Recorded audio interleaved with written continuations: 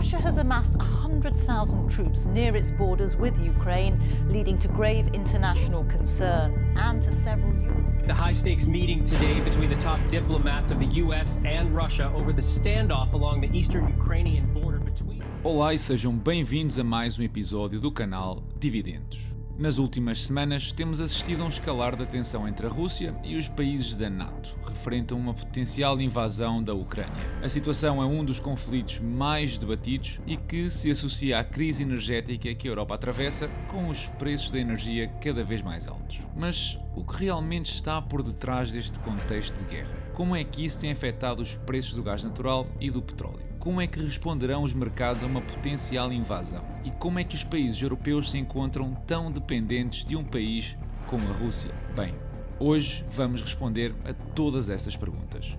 Vamos a isso.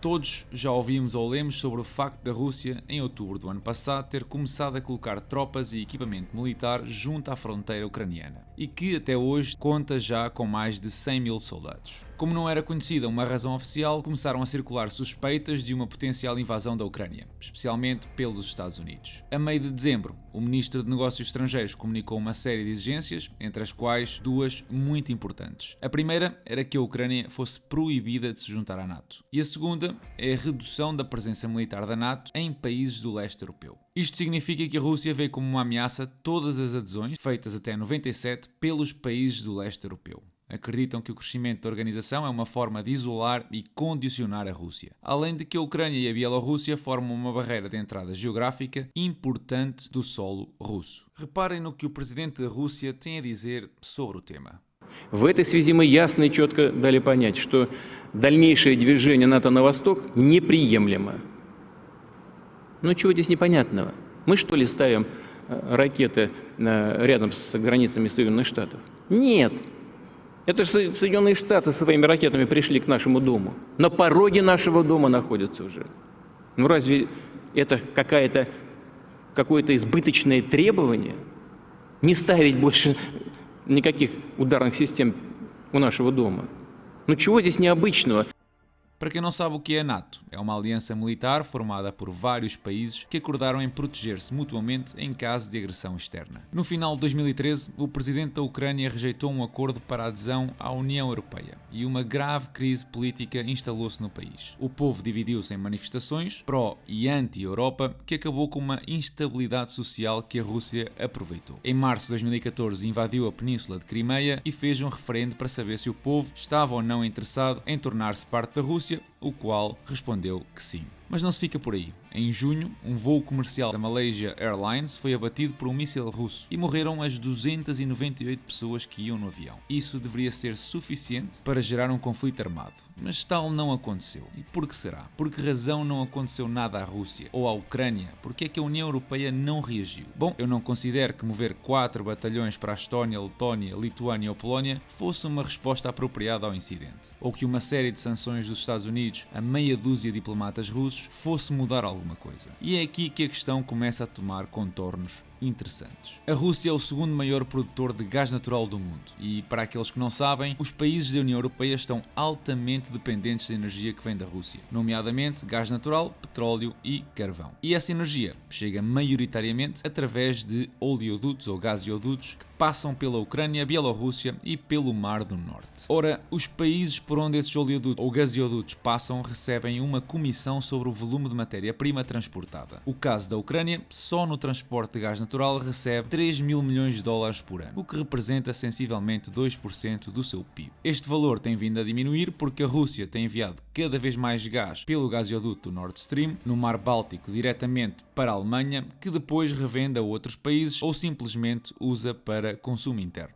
Ora, a Rússia e a Alemanha chegaram a acordo em 2015 para a construção de uma segunda linha, o Nord Stream 2, que duplica a quantidade de volume de gás natural transacionado entre ambos. O problema é que a União Europeia não chegou a um consenso para a aprovação do Nord Stream 2. O gasoduto está construído, mas não pode operar. É fácil entender as vantagens económicas que a Alemanha tira deste negócio ao tornar-se um hub no espaço europeu, e também é fácil perceber que a Rússia ganharia poder negocial com os países vizinhos, porque agora tem uma linha alternativa para abastecer a Europa Central. Quem não acha piada nenhuma ao tema são Polónia e Ucrânia, naturalmente. Entram em cena os Estados Unidos. Como estes defendem que a Europa está muito dependente da Rússia em matéria de energia e obviamente são um dos parceiros que exporta gás natural liquefeito, que é uma alternativa às rotas dos gasodutos existentes, mas mais cara. Além disso, também não querem que a Ucrânia seja abandonada à sua sorte, porque geograficamente pode ser um importante aliado num confronto com a Rússia. Para ajudar à festa, a reabertura económica depois da pandemia forçou uma procura inusual e é visível que a Europa está a receber cada vez menos volumes de gás natural. Isso leva a que os países europeus não consigam sequer manter as reservas para uma procura idêntica ou ligeiramente superior ao ano passado. A justificação pode estar aliada a que a maior parte da produção russa é orientada aos mercados asiáticos, que lhe são muito mais lucrativos, mas não deixa de ser uma coincidência estranha aliada ao problema político que estamos a atravessar. Agora, vocês já começam a perceber todos os interesses que compõem esta situação e por que chegámos até aqui. Alguns de vocês poderão perguntar o porquê do gás natural ser assim tão importante, ou porque é que não se substitui esta necessidade energética pelas energias renováveis, ou até mesmo por fontes de energia fósseis como o petróleo ou o carvão. E é uma boa questão. O problema é que a Europa tem, de há uma década a esta data, liderado a transição para a energia renovável, mas com pouco sucesso. Em 2020, menos de 20% da eletricidade da União Europeia provinha de fontes como o vento ou o solar e apenas 13% estava ligada à rede hídrica. Os valores estão a subir nos últimos anos, mas neste momento as energias renováveis ainda não representam uma alternativa confiável. Além disso, a Alemanha comprometeu-se a desligar todas as centrais nucleares já em 2022 e as centrais que usam carvão, metade delas vão ser fechadas ou descontinuadas até 2030. Nós, por exemplo, em Portugal, fechámos a nossa última central a carvão em novembro do ano passado. E por isso, os países viram-se para o gás natural como alternativa, com o objetivo de atingir as metas ambientais acordadas sem comprometer muito o meio ambiente. As consequências estão à vista de todos. Os preços do gás natural dispararam até aos $6 entre outubro e novembro e agora rondam os $4, ainda longe da média dos últimos 5 anos. Toda a instabilidade que mencionei afetou naturalmente o preço da energia, que, por exemplo, no final do ano passado estava sensivelmente 230% acima do preço de 2020. Uma visão mais geral dos últimos 365 dias dão-nos uma ideia do pico que se fez sentir no final do ano e como estamos agora à volta dos €200 por megawatt.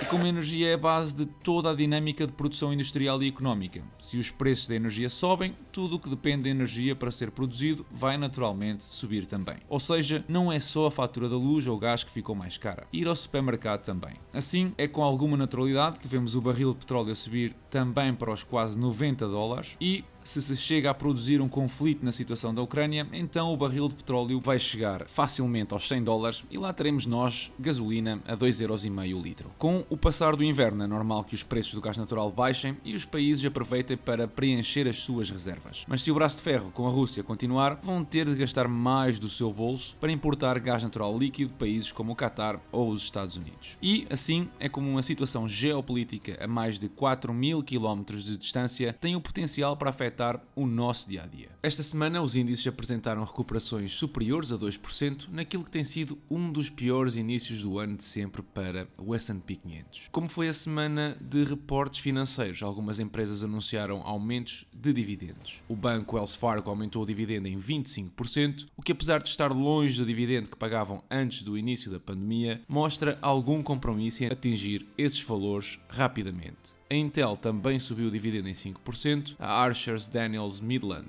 em 8%, a Comcast também em 8% e a seguradora Anthem apresentou uma subida do dividendo de 13%. Todos estes são bons exemplos para demonstrar que, apesar dos mercados apresentarem uma correção significativa nos preços das ações, os dividendos não estão de nenhuma forma relacionados com esses fatores externos. Apenas dependem da qualidade do negócio e do sucesso que a empresa apresente nas suas operações. O portfólio fechou a semana nos 41% de valorização e recebi $31, faltando ainda aos pagamentos da EOG e Toronto Dominion para fechar um mês. Esses pagamentos devem ser suficientes para superar o mês de janeiro do ano passado. No que respeita a compras, este mês de janeiro já gastei mais de $1.900 em reforços do portfólio, aproveitando a queda generalizada para comprar algumas empresas que podem ver na imagem. A 3M, uma empresa no setor industrial que já foi analisada num episódio anterior, American Tower, uma REIT de infraestruturas de telecomunicações, Best Buy, uma empresa a retalho de tecnologia, a Alphabet, que apresentei precisamente no episódio de análise anterior, a HelloFresh, uma empresa alemã de entrega e subscrição de refeições, a Intel, que dispensa apresentações, Microsoft, idem aspas, a T. Rowe Price, uma empresa financeira de investimento, e Disney, que é só uma das maiores empresas de entretenimento no mundo. Atenção que isto não são recomendações de investimento, nem deves replicar o que eu faço. Deves fazer as tuas análises e decidir que oportunidades fazem sentido, quer para o teu perfil de investidor, quer para o teu portfólio de investimentos. E é tudo por hoje. Se gostas deste tipo de conteúdo e queres apoiar o canal, deixa o teu like, subscreve o canal se ainda não o fizeste e partilha a tua opinião na caixa de comentários. Também podes seguir o Instagram do canal, em Dividendos Portugal. Eu desejo-vos a todos uma excelente semana e bons investimentos.